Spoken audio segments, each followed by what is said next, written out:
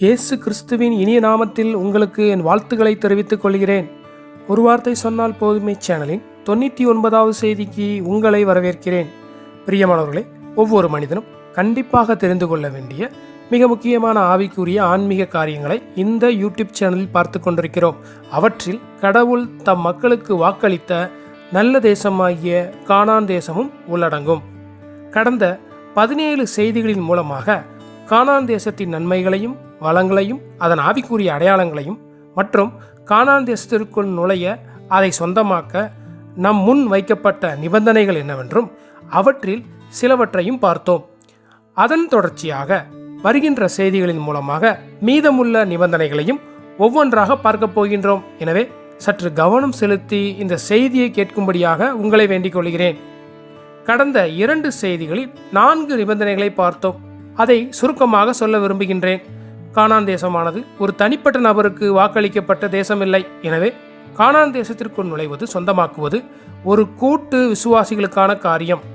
அடுத்த நிபந்தனை, பஸ்கா ஆட்டுக்குட்டியை புசிக்க வேண்டும்.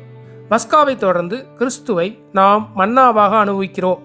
அடுத்து உடன்படிக்கை பெட்டியின் அனுபவம், அதாவது சாட்சியின் வாழ்க்கை நம்மில் வாழ்ந்து காட்டப்பட வேண்டும் என்று பார்த்தோம்.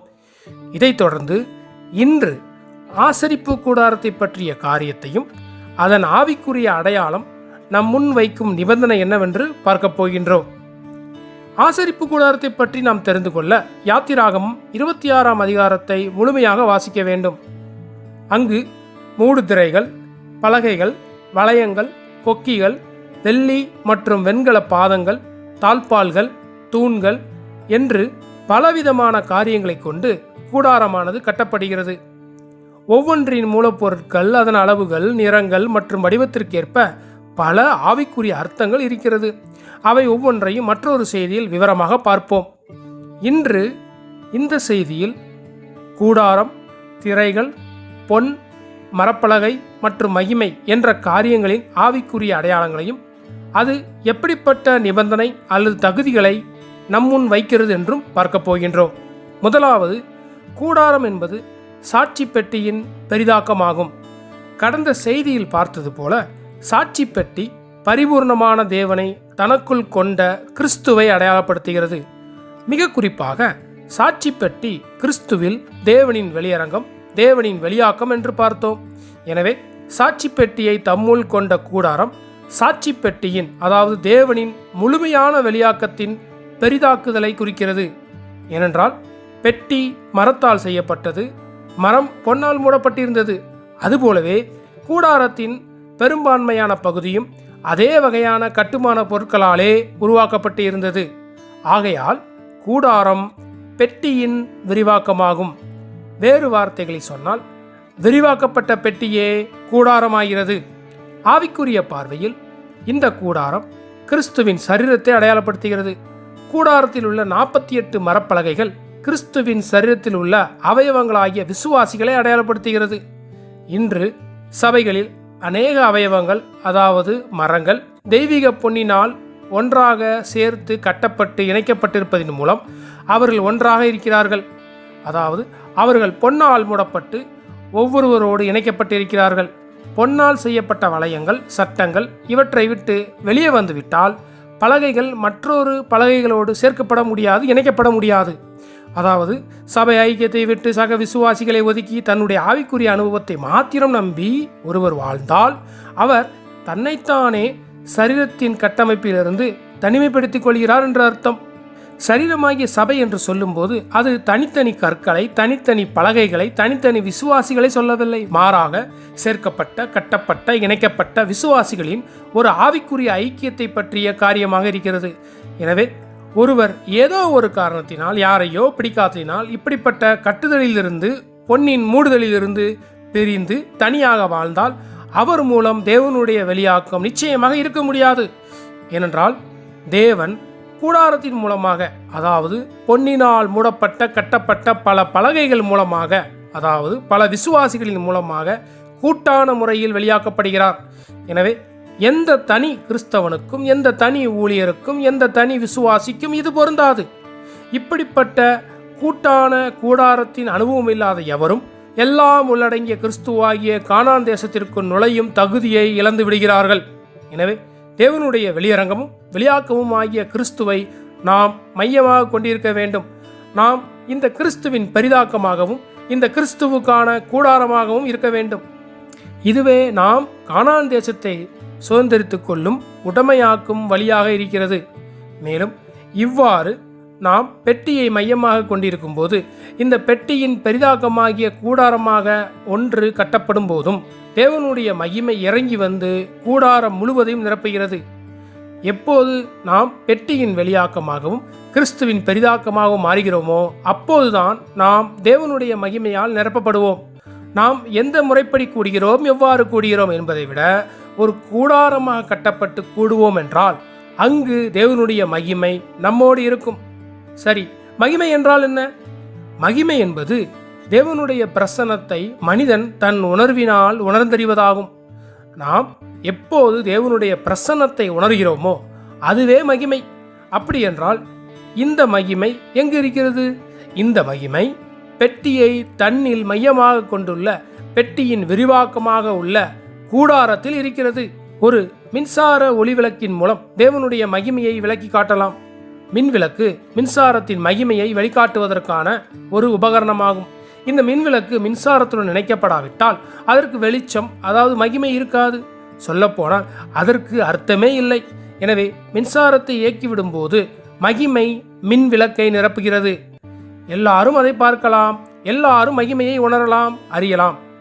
எனவே சகோதர சகோதரிகளே, நம்மில் சிலர் கிறிஸ்துவை பஸ்கா ஆட்டுக்குட்டியாக, சிலர் மன்னாவாக, சிலர் ஜீவ தண்ணீராக, சிலர் ஜீவ அப்பமாக என்று கிறிஸ்துவின் எந்த அம்சங்களை அனுபவமாக்கினாலும் தேவனுடைய மகிமின் வெளியாக்கம் வேண்டுமென்றால் நாம் உடன்படிக்கை பெட்டியுடைய கூடாரத்திற்குள் வர வேண்டும். யாருக்கும் பிரச்சனை வராமல் நான் உண்டு, என் வேலை உண்டு, சபைக்கு செல்கிறேன், ஜெபிக்கிறேன், பாடலை பாடுகிறேன், காணிக்கை போடுகிறேன், செய்திகளை குறிப்பெடுத்துக் கொள்கிறேன், போனதும் தெரியாமல் வந்ததும் தெரியாமல் அடக்கமாக மற்றவர்களுக்கு தொந்தரவு இல்லாத ஒரு அமைதியான ஒரு கிறிஸ்தவனாக இருக்கிறேன். இதை விட வேற என்ன வேண்டும்? அதுபோல வீட்டிற்கு வந்தவுடன் வேதத்தை வாசிப்பது, ஜெபிப்பது மற்றும் சில நேரங்களில் உபவாசிப்பது என்பதை தவறாமல் செய்து கொண்டிருக்கின்றேன். மேலும் தெரிந்தோ தெரியாமலோ செய்த பாவங்களுக்காக ஒவ்வொரு நாளும் பாவங்களை அறிக்கையிட்டு மனம் திரும்புதலை அனுதினமும் பயிற்சி செய்கின்றேன். என்னால் முடிந்த உதவிகளையும் உறவினர்களுக்கும் ஏழைகளுக்கும் செய்கின்றேன். இப்படி நான் ஒரு நேர்த்தியான கிறிஸ்துவ வாழ்க்கை வாழ்கிறேன். இதை விட வேற என்ன வேண்டும்? இதைதானே வேதம் எதிர்பார்க்கிறது, இதைதானே போதகர்கள் போதித்துக் கொண்டிருக்கிறார்கள் என்று மிக மேலோட்டமான விதத்தில் கிறிஸ்துவ வாழ்க்கை இவ்வளவுதான், இப்படிதான் என்று சுருக்கிவிடக்கூடாது. கிறிஸ்தவ வாழ்க்கை ஒரு கூட்டு வாழ்க்கை. மீண்டும் சொல்கிறேன், கிறிஸ்தவ வாழ்க்கை ஒரு கூடார வாழ்க்கை. வேதத்தை நாம் வாசித்தால் கர்த்தராகிய இயேசு கிறிஸ்து பூமியில் வாழ்ந்தபோது ஒரு கூட்ட மக்களோடு எப்பொழுதும் இருந்தார். எங்கு சென்றாலும் அவருடன் மக்கள், பல சீடர்கள் இருந்தார்கள். அதுபோல வேதமும் பல இடங்களில் குறைந்தபட்சம் 2 நபர்கள் சேர்ந்து ஜெபிப்பதையும் ஊழியத்திற்கு செல்வதையும் குறிப்பிடுகிறதே தவிர எங்கும் எதிலும் ஒரு தனிப்பட்ட நபரை பற்றி குறிப்பிடவில்லை என்பதை ஞாபகம் வைத்துக் கொள்ளுங்கள். ஒரு சில வசனங்களை வாசிப்போம். மத்தேயு 18:16, அவன் செவி கொடாமற் போனால் 2-3 சாட்சிகளுடைய வாக்கினாலே சங்கதிகள் எல்லாம் நிலைவரப்படும்படி 2 உன்னுடனே கூட்டிக் கொண்டு போ. மத்தேயு 18:19, அல்லாமலும் உங்களில் 2 பேர் தாங்கள் வேண்டிக் கொள்ளப் போகிற எந்த காரியத்தை குறித்தாகிலும் பூமியிலே ஒருமனப்பட்டிருந்தால் பரலோகத்தில் இருக்கிற என் பிதாவினால் அது அவர்களுக்கு உண்டாகும் என்று உங்களுக்கு சொல்லுகிறேன். மத்தேயு 18:20, ஏனெனில் 2 பேராவது 3 பேராவது என் நாமத்தினாலே எங்கே கூடியிருக்கிறார்களோ அங்கே அவர்கள் நடுவே இருக்கிறேன் என்றார். லூக்கா 9:30, அன்றியும் மோசே, எலியா என்னும் 2 பேரும் மகிமையோടെ காணப்பட்டு அவருடனே சம்பாஷணை பண்ணி. யோவான் 20:12, இயேசுவின் சரீரம் வைக்கப்பட்டிருந்த இடத்தில் வெள்ளாடை தரித்தவர்களாய் 2 தூதர்கள் தலைமாட்டில் ஒருவனும் கால்மாட்டில் ஒருவனுமாக உட்கார்ந்திருக்கிறதை கண்டார். இவ்வாறு பல வேத பகுதிகள் 2 அல்லது அதற்கு மேல் என்ற எண்ணிக்கையை தான் குறிப்பிடுகிறது. எனவே தனிப்பட்ட நபருக்கு வேதத்தில் இடமில்லை. நீங்கள் எவ்வளவு பலமானவராக, நேர்த்தியான கிறிஸ்தவராக இருந்தாலும் உங்களுக்கு மற்றொரு நபர் தேவை. கிறிஸ்தவ வாழ்க்கை ஒருவரை ஒருவர் சார்ந்து வாழும் வாழ்க்கை என்பதை ஒருபோதும் மறந்துவிடக்கூடாது. மேலும் கிறிஸ்துவின் சில அம்சங்களில் தனிப்பட்ட நபருக்கான அம்சங்கள் இருந்தாலும் அந்த அனுபவங்கள் நாளுக்கு நாள் முன்னேறி சென்று இறுதி வரை தனிப்பட்ட அம்சத்தோடு முடிவடைவதில்லை. மாறாக நாளுக்கு நாள் முன்னேறி ஒரு கூடார அம்சத்திற்குள் வழிநடத்துகிறது.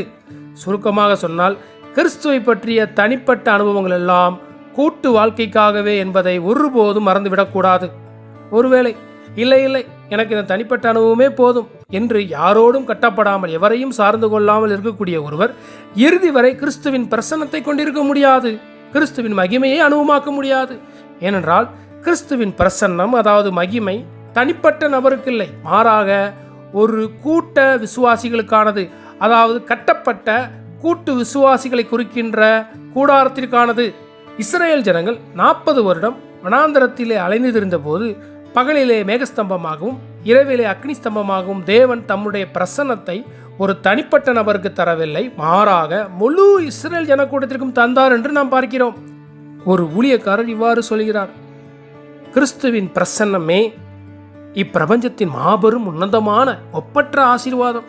கிறிஸ்துவின் பிரசன்னமும் மகிமையும் இல்லை என்றால் நம்மிடம் எல்லாம் இருந்தும் அர்த்தமற்றதாக அது மாறிவிடுகிறது.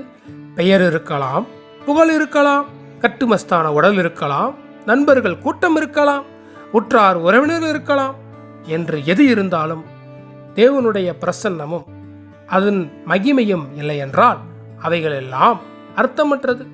அதே சமயம் தேவனுடைய பிரசன்னமும் மகிமையின் உணர்வும் இருக்கும் என்றால் நாம் எதை குறித்தும் என்றும் கலங்க வேண்டியதில்லை, பயப்பட வேண்டியதில்லை. ஏனென்றால் தேவன் நம்மோடு இருக்கிறார், அவருடைய பிரசன்னமும் மகிமையும் நம்மோடு இருக்கிறது. இதைவிட வேறு என்ன நமக்கு வேண்டும் என்று நாம் தைரியமாக இந்த உலகத்திற்கு அறிக்கையிட முடியும். எனவே தேவனுடைய பிரசன்னம் வேண்டும், தேவனுடைய சமூகம் வேண்டும், தேவனுடைய மகிமை உணர வேண்டும் என்று அநேக முறை ஜெபித்திருக்கிறோம், கேட்டிருக்கின்றோம், விரும்பியிருக்கின்றோம். ஆனால் இப்படி ஜெபித்தாலோ கேட்டாலோ உடனே கிடைத்துவிடும் என்று பலர் அறியாமையில் இருக்கிறார்கள். பிரியமானவர்களே, ஒரு விஷயத்தை உங்களுக்கு ஞாபகப்படுத்த விரும்புகின்றேன். பரிசுத்த வேதமானது ஒரு பக்கத்தில் ஆசீர்வாதத்தையும் வாக்குத்தத்தங்களையும் உள்ளடக்கியது மட்டுமல்ல, மாறாக கோரிக்கைகளையும் நிபந்தனைகளையும் உள்ளடக்கியது என்பதையும் உங்களுக்கு நினைவுபடுத்த விரும்புகிறேன். எனவே தேவனுடைய பிரசன்னம், தேவனுடைய மகிமை வேண்டும் என்று விரும்புகிற ஒவ்வொருவருக்கும் வேதமானது ஒரு கோரிக்கையை வைக்கிறது. எப்பொழுது ஒருவர் அந்த நிபந்தனையை நிறைவேற்றுகின்றாரோ அப்பொழுது அவர் விரும்பியதை பெற்றுக்கொள்ள முடியும். இவ்வாறு மகிமையை எப்படி உணர்வது மற்றும் அதற்குள் எப்படி நுழைவது, அதை எப்பொழுதும் எப்படி கொண்டிருப்பது என்பதற்கான மிக முக்கியமான தகுதி, நிபந்தனை என்னவென்றால் தேவனுடைய கூடாரத்தின் அனுபவத்தை நாம் அனுதினமும் கொண்டிருப்பது மட்டுமே என்பதை ஒருபோதும் ஒரு நாளும் ஒரு நொடியும் மறந்துவிடக்கூடாது. பல வேளைகளில் எதிர்காலத்தை குறித்த பயம், பல வேளைகளில் நோய்களை குறித்த பயம் என்று இதை குறித்து அதை குறித்து பயத்தினால் நிறைந்து கவலைகளினால் சூழப்பட்டு ஒரு துக்கமான முறுமுறுப்பான ஒரு வாழ்க்கையை ஒரு கிறிஸ்துவன் வாழ்ந்தால் அதுவே அவனிடம் தேவனுடைய பிரசன்னம் இல்லை என்பதின் நிரூபணமாகும். பிரியமானவர்களே, மகிமையை குறிக்கின்ற தேவனுடைய பிரசன்னம் இல்லை என்றால் இந்த செய்தி கேட்கின்ற நாம் ஒவ்வொருவரும் சீக்கிரமாகவோ தாமதமாகவோ சாத்தானுடைய வஞ்சகத்தில் மாட்டி அறிவியலையும் தொழில்நுட்பத்தையும் பொழுதுபோக்கையும் நவீன மருத்துவத்தையும் இன்ப சுற்றுலாவையும் நம்பி அதற்காக பணத்தையும் பொருளையும் சேர்ப்பதையே வாழ்நாள் குறிக்கோளாக கொண்டு இரவும் பகலும் அதற்காகவே திட்டமிட்டு நம் வாழ்க்கையை தொலைத்து விடுவோம். எனவே சக விசுவாசிகளோடு சக கிறிஸ்தவர்களோடு சோசியல் ஸ்டேட்டஸை மறந்து நம்முடைய வினோதத்தன்மையை கைவிட்டு நம்மை விட்டு கொடுத்து ஒருவரை ஒருவர் மன்னித்து அன்பினால் தாங்கி ஒருவரோடு ஒருவர் தேவனுடைய தெய்வீக சுபாவத்தை குறிக்கின்ற பொன்னினால் மூடப்பட்டு ஒரு கட்டப்பட்ட கூடாரமாக மாற தேவனுடைய சமூகத்தில் நம்மை நாம் அர்ப்பணிப்போமாக. வசனங்கள் சொல்லுகிறது, பிலிப்பியர் 2:1, ஆதலால் கிறிஸ்துவுக்குள் யாதொரு ஆறுதலும் அன்பினாலே யாதொரு தேறுதலும் ஆவியின் யாதொரு ஐக்கியமும் யாதொரு உருக்கமுமான பட்சமும் இரக்கங்களும் உண்டானால், அடுத்த வசனம், நீங்கள் ஏக சிந்தையும் ஏக அன்புள்ளவர்களாய் இருந்து இசைந்த ஆத்துமாக்களாய் ஒன்றையே சிந்தித்து என் சந்தோஷத்தை நிறைவாக்குங்கள். அடுத்த வசனம், ஒன்றையும் வாதினாலாவது வீண் பெருமையினாலாவது செய்யாமல் மனத்தாழ்மையினாலே ஒருவரை ஒருவர் தங்களிலும் மேன்மையானவர்களாக எண்ண கடவீர்கள். அடுத்த வசனம், அவனவன் தனக்கானவைகளை அல்ல பிறருக்கானவைகளையும் நோக்குவானாக. அடுத்த வசனம், கிறிஸ்து இயேசுவில் இருந்த சிந்தையே உங்களிலும் இருக்க கடவது. ஆமேன். தேவன் தாமே இந்த செய்தியை கேட்கின்ற நாம் அனைவரும் தேவனுடைய கூடாரத்தின் அனுபவத்தை நம் வாழ்நாளில் நிறைவேற்றவும், அதன் மூலம் கானான் தேசத்திற்கு நுழைவதற்கான நிபந்தனைகள் நிறைவேற்றப்படவும், கானான் தேசத்தை உடமையாக்க தகுதிப்படுத்தப்படவும் இரக்கம் பாராட்டுவாராக. இறுதியாக பிரியமானவர்களே, நாம் வருகின்ற செய்திகளில் கானான் தேசத்திற்கு நுழைவதற்கும் அதை உடைமையாக்குவதற்கும் உள்ள மற்ற நிபந்தனைகளை, கோரிக்கைகளை ஒவ்வொன்றாக பார்ப்போம். எல்லா புகழும் துதியும் கனமும் திரியேக தேவனுக்கே. ஆமேன்.